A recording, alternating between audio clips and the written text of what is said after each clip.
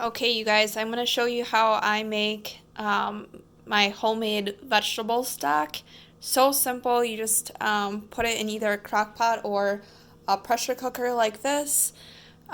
So anytime you cut up vegetables, this is how I also do no waste. So anytime I cut up vegetables, carrots, celery, onion, beets, anything like that, lemons, I throw all the ends and pieces, all the things that you would normally just toss in the garbage or in your compost. I put it in a bag in the freezer, and then once the bag is filled up, I just put the bag of ends and pieces of all my vegetables and lemons or apples in the bowl of the pressure cooker or a crock pot. Then you're going to add your water. I like to make sure that it's filtered water. I'm going to add the water. You just want to fill it up to the fill line. So I'm probably going to need a couple of these, but for the sake of the video, I'm just going to pour this one in, and then we will, I'll pour in the second one after. And then you just put a few spices or seasonings. You can just do a little salt and pepper.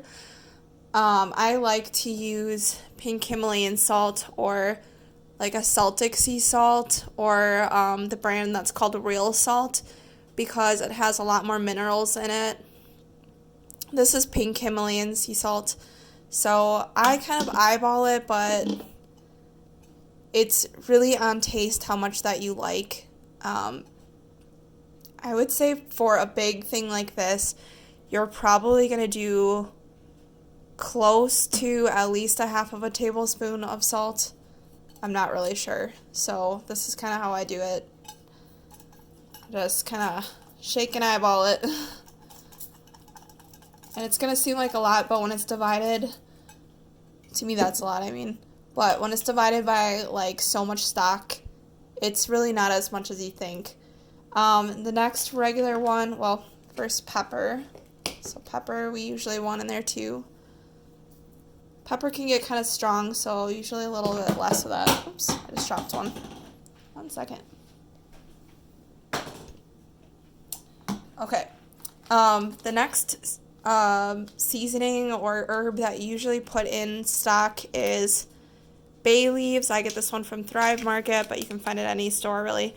So you usually just do like 1 or 2. You can do 3. So you just stick a couple of those leaves in there. I only have one hand, so I'm not going to open it and put the seasonings in there until after the video. So I'm just going to show you what I do. Next, these are just a couple of seasonings that I like to put in, but you don't have to put any of these other ones in there. So I'll do onion powder. I also get this from Thrive Market. You can do like 2 teaspoons or something. Parsley, same thing. Cilantro is another good one to put in there. And then I like to put ginger in there because since it is a gut healing broth and it helps soothe your gut, ginger is also really soothing for the gut. Try to do organic. This is one I've had in my cabinet for a while and it's not organic. So next time I buy one, I'll probably get an organic ginger from Thrive Market. So that's all you do. I mean, you kind of like eyeball the seasonings. You can even look up how much seasoning to usually put in stock. I think this is, let's see, how many. So it looks like, what is that, 16 cups, so it's probably like 20 cup to the fill line. So I'm going to fill it to here with stock.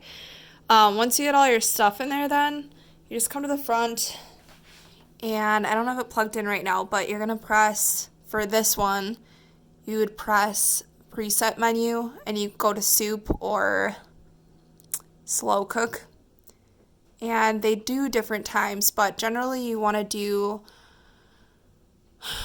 the full time for soup twice at least, or for the stew or slow cook Slow cook, I think it cooks it at a lower temperature for a couple hours, but it's like half the amount of time as a slow cooker usually. And when you do slow cooker setting on this, instead of having it turned all the way to the left, you're just going to leave it open. And that's how you slow cook with that. So I like to do like 2 sessions of the general, what it has preset, because that really helps like draw all the minerals and the stuff out of the fruits and vegetables, and it makes the broth nice and flavorful and dark. If you just do one, it's kind of light and it's not as flavorful, and it doesn't have as much like drawn out into the stock. Once it's done, let it cool a little bit so you don't burn yourself. You're gonna take like a colander and get like a separate large bowl, and you're just gonna like strain all of this stuff out, and it's gonna be like pretty wilted and stuff since it's all cooked down. So then you strain all the liquid out, and that's your broth. And then all of the remaining, you can just put that in your compost bin, or if you don't compost, then you just throw it away. So that's how I do no waste, because that gets used when I juice in the morning or whatever with my fruits and vegetables. Any of the pulp, I make lots of recipes for, and that I'm going to be posting more of those recipes. So anyway, that's really quick, easy way to use everything in the kitchen. You make your stock. It makes so much stock, so you'll have like, I think it's like 4, like I usually do like 4 to 6 large jars of this. And if you bought that at the store, that would be like, usually like organic vegetable stock is like 3 something or almost $4 sometimes, depending on where you get it.